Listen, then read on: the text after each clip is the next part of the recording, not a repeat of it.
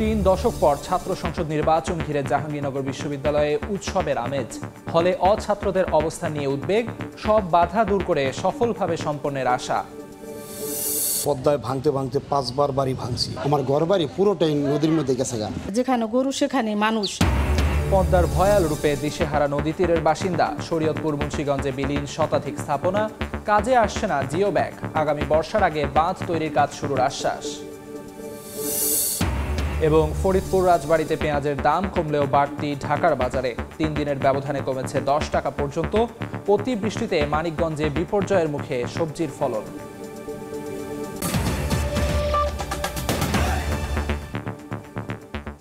নিয়মিত আয়োজন বিভাগীয় সময়ে থাকছি সপ্তাহের 7 দিন ভিন্ন ভিন্ন বিভাগের সংবাদ নিয়ে। আজ থাকছে ঢাকা বিভাগ, সঙ্গে আছি আমি আমিরুল ইসলাম আলিফ। একের পর এক খুন আর চাঁদাবাজি, ছিনতাই, ডাকাতির ঘটনায় চরম উদ্বেগে দিন কাটছে গাজীপুরবাসীর। পরিসংখ্যান বলছে গত 7 মাসেই খুন হয়েছেন 115 জন। আশঙ্কাজনক হারে অপরাধ বেড়ে যাওয়ার পেছনে পুলিশের দুর্বলতার কথা স্বীকার করছেন জিএমপি কমিশনার। বলছেন জনবল বৃদ্ধির পাশাপাশি নজরদারি বাড়াতে বসানো হয়েছে সিসি ক্যামেরা। আইন শৃঙ্খলা পরিস্থিতির চরম অবনতির জন্য বিচারহীনতার সংস্কৃতিকে দায়ী করছে নাগরিক সমাজ। জুনায়েদ রুবেলের ছবিতে মেহেদি হাসানের রিপোর্ট। দিনে দুপুরে শরবত ব্যবসায়ী সাদ্দাম হোসেনকে এলোপাথারি কুপিয়ে জখম করে এক ব্যক্তি। সেই দৃশ্য দেখতেই কৌতূহলী জনতার এই জটলা। আমি ধরতে গেছি, তখন আমাকে এক ভাই পিছন থেকে বল সরো সরো, কিছু করার দরকার নাই, তোমাকে পোস্ট মারবে। সাংবাদিক তুহিন হত্যাকাণ্ডের ঘটনাস্থল থেকে মাত্র 20 মিটার দূরত্বে এই হত্যাচেষ্টার ঘটনাটি ঘটেছে। তাও আবার এই সড়কের বিপরীত পাশে রয়েছে পুলিশ বক্স। সাংবাদিক তুহিন হত্যাকাণ্ডের পর থেকে কথা ছিল এই চৌরাস্তা এলাকায় নজরদারি বাড়াবে আইন শৃঙ্খলা বাহিনী। তবে বাস্তবতা বলছে ভিন্ন কথা। হত্যাকাণ্ডের এই নৃশংসতা চরমে পৌঁছেছে গাজীপুরে। খুনের পাশাপাশি এই জেলায় ডাকাতি, ছিনতাই এবং অপহরণের মতো ঘটনাও বেড়েছে আশঙ্কাজনক হারে। এমন বাস্তবতায় প্রশ্ন উঠেছে, পুলিশি টহল আর নজরদারি কি শুধু কাগজে কলমে? প্রশ্ন থেকে যায়, আতঙ্ক আর ভয় থেকে মুক্তি মিলবে কবে? ব্যাগ নিয়ে যাইতেছে গা, মোবাইল নিয়ে যাইতেছে গা, মানি ব্যাগ নিয়ে যাইতেছে গা। মোটরসাইকেল দিয়ে আইসে কোনো কথা কয় নাই, মনে করেন সাথে সাথে এই যে এই জায়গায় একটা পার দিয়ে দিছে।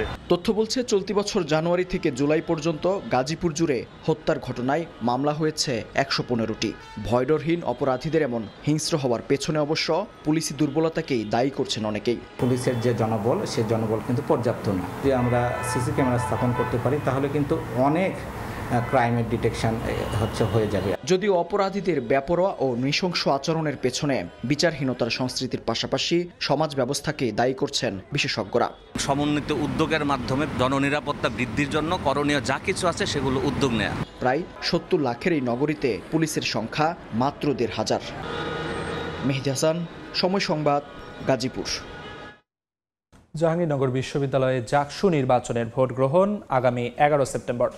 তফসিল ঘোষণার পর থেকে ক্যাম্পাসে শিক্ষার্থীদের মাঝে বইছে নির্বাচনী আমেজ। তবে কয়েকবার নির্বাচনের তারিখ পরিবর্তন করা সহ হলগুলোতে অছাত্রদের অবস্থান থাকায় পুরোপুরি সংশয়মুক্ত নন শিক্ষার্থীরা। অবশ্য সব বাধা কাটিয়ে যথাসময়ে নির্বাচন সম্পন্ন করার আশ্বাস বিশ্ববিদ্যালয় কর্তৃপক্ষের। সাভার থেকে মোজাফফর হোসেন জয়ের তথ্য, মনির হোসেনের ছবি নিয়ে রিপোর্ট। সবুজ প্রকৃতি ঘেরা জাহাঙ্গীরনগর বিশ্ববিদ্যালয় ক্যাম্পাসে শিক্ষার্থীদের মনে বইছে আনন্দের জোয়ার। দীর্ঘ 32 বছর পর ছাত্র সংসদ নির্বাচনের খবরে শিক্ষার্থী ও ছাত্রনেতা সহ সবাই আছেন খুশ আমেজে। জাকসু নির্বাচনকে কেন্দ্র করে আশার আলো জ্বলছে শিক্ষার্থীদের মনে। তবে অছাত্রদের হলে অবস্থান নিয়ে নির্বাচনকে প্রভাবিত করতে পারে বলে অভিযোগ শিক্ষার্থীদের। আমরা চাই জাকসুর মাধ্যমে এই সমস্ত দমন পীড়নের রাজনীতি সেগুলো বিলুপ্তি করবে। যদি কোনো হটকারী আমাদেরকে আসলে আটকাতে চায় বা জাকসুকে আসলে বানচাল করা চায়, আমার মনে হয় না সে আসলে বেশি দিন আসলে সাস্টেনও করতে পারবে। এদিকে নির্বাচন কমিশন বলছে খসড়া ভোটার তালিকা প্রকাশ, তফসিল ঘোষণা সহ বেশ কিছু কার্যক্রম এগিয়ে নিয়েছেন তারা। সচেতনতামূলক কার্যক্রম চালাতে পারবো, কিন্তু নির্বাচন কমিশন হলে তাদেরকে চিহ্নিত করেও দিতে আমরা হয়তো সক্ষম হব। 1972 সালে জাহাঙ্গীরনগর বিশ্ববিদ্যালয় প্রতিষ্ঠার পর 9 বার অনুষ্ঠিত হয় জাকসু নির্বাচন। সবশেষ 1993 সালে 29 জুলাই এক ছাত্রের বহিষ্কারকে কেন্দ্র করে ছাত্র ও শিক্ষকদের মধ্যে ব্যাপক সংঘর্ষ বাঁধলে সে সময়ে বিশ্ববিদ্যালয় প্রশাসন জাকসু ও হল সংসদ বাতিল করে। সময় সংবাদ, সাভার। বর্ষা মৌসুমে ভয়াল রূপে পদ্মা। এরই মধ্যে নদীগর্ভে বিলীন শরীয়তপুর ও মুন্সিগঞ্জের শতাধিক স্থাপনা, বসতবাড়ি ও ফসলি জমি। পরিস্থিতি মোকাবিলায় জিও ব্যাগ ডাম্পিং করা হলেও কাজে আসছে না বলে জানান এলাকাবাসী। তবে আগামী বর্ষার আগেই স্থায়ী তীররক্ষা বাঁধের কাজ শুরু করার আশ্বাস পানি উন্নয়ন বোর্ডের।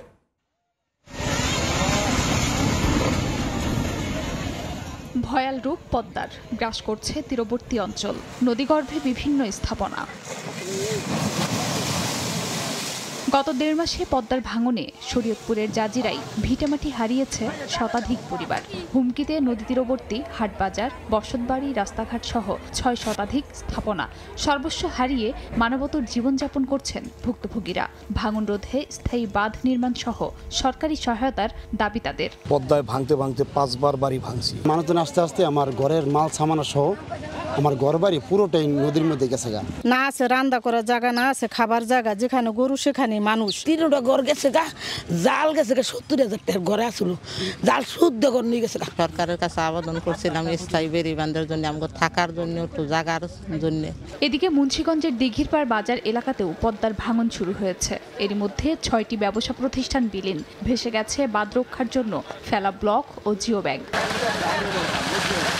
ভাঙন ঠেকাতে জরুরি কাজের আশ্বাস পানি উন্নয়ন বোর্ডের। পাশাপাশি স্থায়ী ব্যবস্থা নেওয়ার কথা জানান সংশ্লিষ্ট কর্মকর্তা। আমরা মনিটরিং করতেছি এবং আমাদের পর্যাপ্ত জিও ব্যাগ আছে, আমরা ফেলে ইনশাআল্লাহ ভাঙন প্রতিরোধ করব। প্রকল্প অলরেডি প্রণয়ন করেছে এবং সেটা হচ্ছে আমরা মাঠ দপ্তর থেকে পাঠিয়েছি। এটা বিভিন্ন স্টেপে যাচাই বাছাই হওয়ার পরে আশা করি এই প্রকল্পটা আগামী বর্ষা মৌসুমের আগেই শেষ হবে। পানি উন্নয়ন বোর্ডের তথ্য মতে পদ্মা নদীর উত্তর তীরে মুন্সিগঞ্জে 15 কিলোমিটার ও দক্ষিণে শরীয়তপুরে প্রায় 26 কিলোমিটার দীর্ঘ বাঁধ নির্মাণ করা হচ্ছে। খাদিজা স্বপ্না, সময় সংবাদ। এ বিষয়ে আরো জানাতে মুন্সিগঞ্জের দিঘির পাড়ে আছেন রিপোর্টার নাসির উদ্দিন উজ্জ্বল ও শরীয়তপুরে পদ্মার পাড়ে বিএম ইসরাফিল। তার সঙ্গে আলোচনায় যুক্ত হচ্ছেন জেলা পানি উন্নয়ন বোর্ডের নির্বাহী প্রকৌশলী মোহাম্মদ তারেক হাসান। সরাসরি শুরুতে যাচ্ছি নাসির উদ্দিন উজ্জ্বলের কাছে। উজ্জ্বল,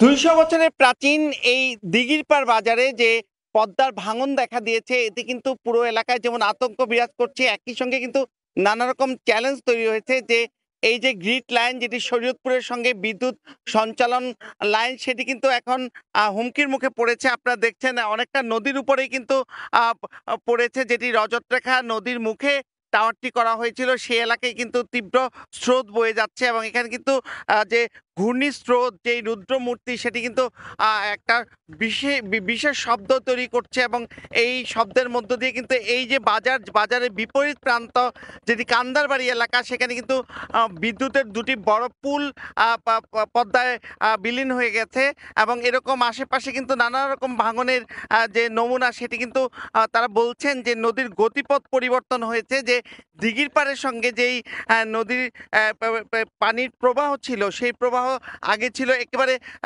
পশ্চিম দিক থেকে প্রবাহমান, এখন কিন্তু একেবারে সরাসরি উত্তর দিক থেকে মূল পদ্মার সঙ্গে যে একটি স্রোতধারা তৈরি হয়েছে, এটি কিন্তু আগে ছিল না এবং সেটি কিন্তু অপরিকল্পিত বালু উত্তোলনের কারণে এরকমটি হয়েছে। আর এই যে প্রায় 525 কোটি টাকার যে প্রকল্প, সেই প্রকল্পের শুরুতে কিন্তু দিঘিরপাড় বাজার কিন্তু এই পুরো 15 কিলোমিটার এলাকার মধ্যে সবচেয়ে গুরুত্বপূর্ণ এই দিঘিরপাড় বাজার, যেখান থেকে প্রতি বছর 2.25 কোটি টাকারও বেশি শুধু বাজারের ইজারা টোল আদায় হয়।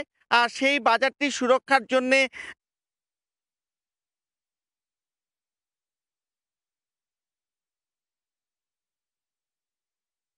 বাজারে আসেন, কিন্তু এই বাজারটির সুরক্ষার ক্ষেত্রে কিন্তু তাদের যে তৎপরতা, সেই তৎপরতা নিয়ে প্রশ্ন উঠেছে এবং আপনারা লক্ষ্য করছেন এই দিঘিরপাড় বাজারের পরেই কিন্তু একটি মাদানী কমপ্লেক্স রয়েছে, যেটি সদর উপজেলার শিলইতে পড়েছে, সেখানে কিন্তু ভাঙন দেখা দিয়েছে। আর এই কান্দারবাড়ি এলাকা কিন্তু একটি মাদানী কমপ্লেক্স রয়েছে, যেটি সদর উপজেলার শিলইতে পড়েছে, সেখানে কিন্তু ভাঙন দেখা দিয়েছে। আর এই কান্দারবাড়ি এলাকা যে প্রবল ভাঙছে এবং সেখানে ইতিমধ্যে কিন্তু গেল 2 দিনে 6টি পরিবার তারা গৃহহারা হয়েছে। সেখানে কিন্তু বালুর বস্তা ফেলার কোনো রকম তৎপরতা নেই, তবে এই বাজার রক্ষার জন্য কিন্তু জিও ব্যাগ ফেলা শুরু হয়েছে এবং প্রশাসন তদারকি করছে। তবে সেটি পরিমাণে নগণ্য বলছেন, কারণ এইখানকার যে স্রোত বা যে পরিবেশ বিরাজ করছে সেটি মোকাবেলার জন্য তারা বলছেন যে আরও বেশি তৎপরতা দরকার। এই বর্ষার সময় যেই বস্তাগুলো ফেলা হচ্ছে সেগুলো কিন্তু ভেসে যাচ্ছে, কিন্তু শুষ্ক মৌসুমে পরিকল্পিতভাবে যদি এই ভাঙন রোধের ব্যবস্থা নেওয়া হতো এবং নদীর অপর প্রান্তে ব্লক তৈরি করে রাখা হয়েছে, সেই ব্লকগুলোকে যদি যথাযথভাবে এখানে স্থাপন করা হতো এবং নদীর সঙ্গে যে স্লোপিং, সেই স্লোপিংটি যথাযথ করা হলে কিন্তু এই ভাঙন থেকে সুরক্ষা পেতে পারত। প্রায় 4 বছর ধরে কিন্তু এই প্রকল্পটি চলমান রয়েছে এবং গেল 3 বছর বর্ষায় কিন্তু টানা এই ভাঙন চলছেই, কিন্তু এই ভাঙনের ব্যাপারে যে পানি উন্নয়ন বোর্ডের তৎপরতা সেইটি কিন্তু কোনোভাবে গ্রহণযোগ্য নয় বলছেন এখানকার ব্যবসায়ীরা। এই ব্যাপারে তারা বলছেন যে পানি উন্নয়ন বোর্ড যথাযথভাবে যেন এই ভাঙন রোধের ব্যবস্থা নেন এবং এই 15 কিলোমিটার দীর্ঘ যে পদ্মা সেতু বামতির প্রকল্প সেটি সুরক্ষায় কিন্তু তারা দাবি জানিয়েছেন। তো এই ছিল মুন্সিগঞ্জের পদ্মার ভাঙনের সবশেষ। আমরা চলে যাব পদ্মার ডান তীরে খবর জানতে। শরীয়তপুরে পদ্মার ভাঙন সম্পর্কে জানাবেন সহকর্মী ইসরাফিল।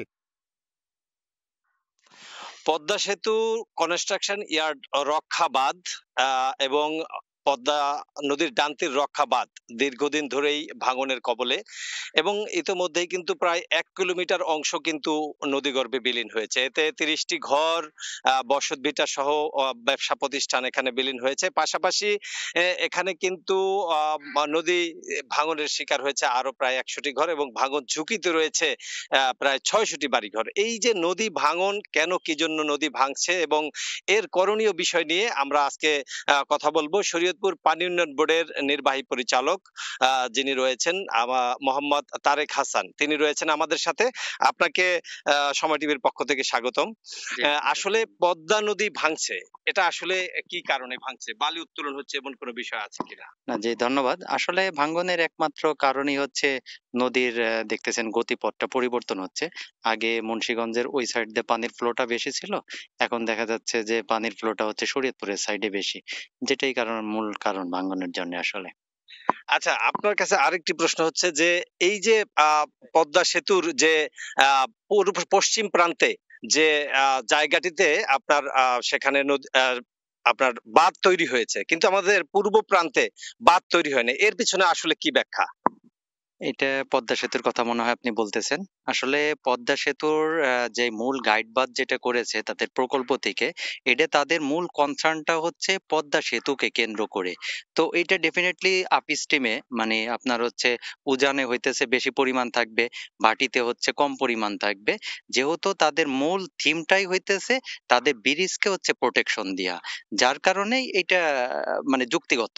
এটা এখন যদি এইখানের যে শরীয়তপুরের যে জায়গা, জাজিরার জায়গা ভাঙ্গনের জন্য, ভাঙ্গন প্রতিরোধের জন্য যেটা করণীয় সেটা আসলে সেতুর সাথে কোনো সম্পর্ক নাই, সেটা আলাদাভাবেই পাবলিকের ডিমান্ড ওখানে দরকার, এখানে হচ্ছে করতে হবে আর কি। আচ্ছা, আপনার কাছে শেষ প্রশ্ন, সেটি হচ্ছে আসলে ভাঙন রোধে আপনারা কি করছেন?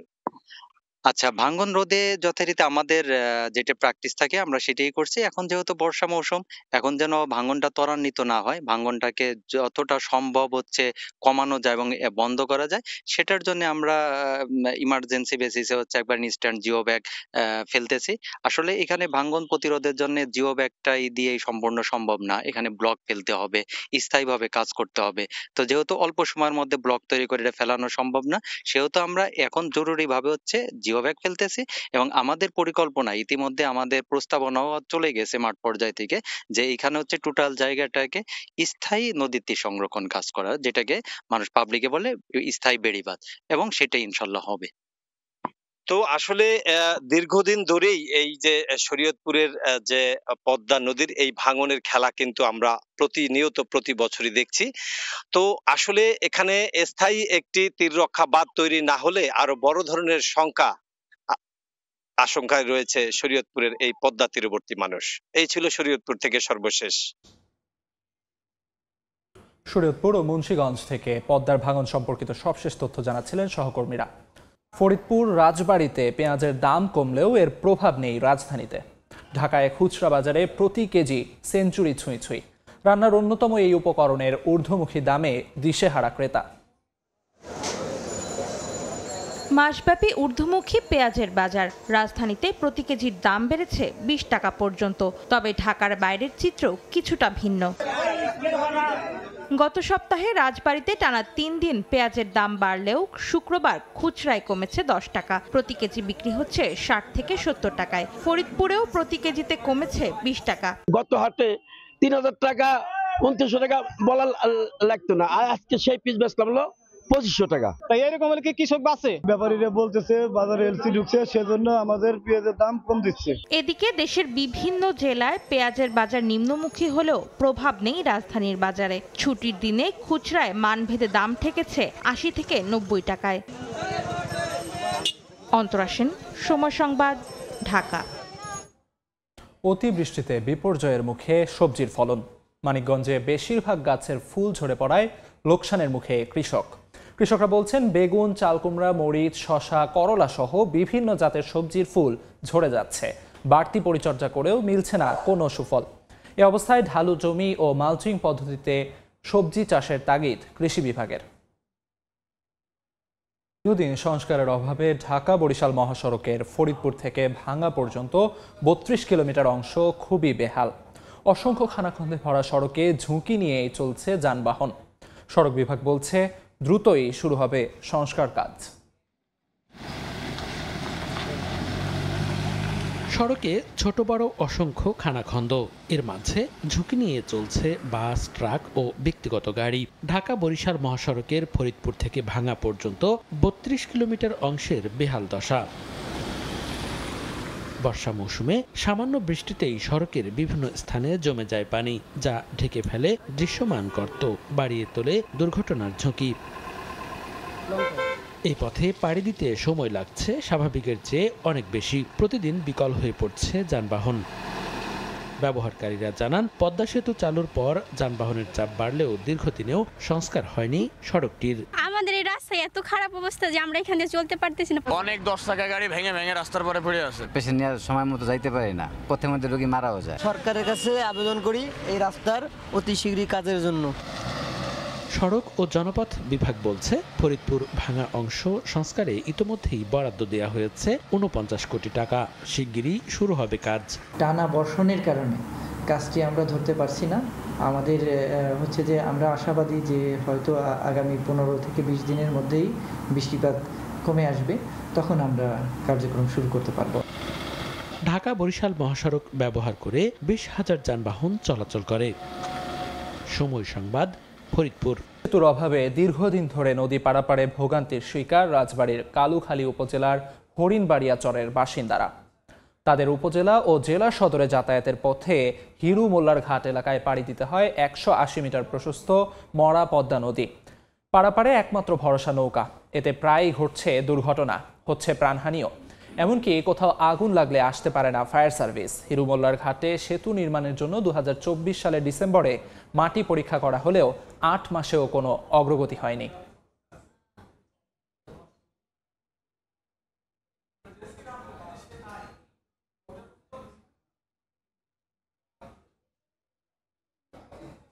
রংপুরের ডাসার উপজেলা ঘোষণার 4 বছর পেরিয়ে গেলেও নির্মাণ হয়নি উপজেলা স্বাস্থ্য কমপ্লেক্স। এতে কাঙ্ক্ষিত স্বাস্থ্যসেবা পাচ্ছেন না উপজেলাবাসী। অন্যত্র চিকিৎসা নিতে গিয়ে বিড়ম্বনার পাশাপাশি বাড়ছে ব্যয়, হচ্ছে ভোগান্তিও। এরই মধ্যে স্বাস্থ্য কমপ্লেক্স নির্মাণের লক্ষ্যে নির্ধারিত জায়গায় সম্পন্ন হয়েছে যৌথ সমীক্ষা। আর উপজেলা প্রশাসন বলছে 50 শয্যা উপজেলা স্বাস্থ্য কমপ্লেক্স নির্মাণে প্রক্রিয়া চলমান রয়েছে। তবে কবে আলোর মুখ দেখবে এই প্রকল্প সেটি জানা নেই কোনো কর্মকর্তার। নানা আয়োজনে গোপালগঞ্জে পালিত হলো বিএনপি চেয়ারপারসন বেগম খালেদা জিয়ার 81তম জন্মদিন। সকালে শহরের পুরাতন বাজার এলাকায় বিএনপি কার্যালয়ে বিশেষ দোয়া মাহফিলের আয়োজন করে দলের নেতাকর্মীরা। এছাড়া পুরাতন লঞ্চঘাট এলাকায় সাবেক এমপি এবং জেলা বিএনপির আহ্বায়ক কমিটির সিনিয়র সদস্য MH খান মঞ্জুর কার্যালয়েও দোয়া মাহফিল অনুষ্ঠিত হয়। এদিকে বঙ্গবন্ধু শেখ মুজিবুর রহমানের মৃত্যুবার্ষিকীকে ঘিরে নিরাপত্তা ব্যবস্থা জোরদার করা হয়েছে। যে কোনো অপ্রীতিকর পরিস্থিতি এড়াতে নিয়মিত টহল দিচ্ছে যৌথ বাহিনী।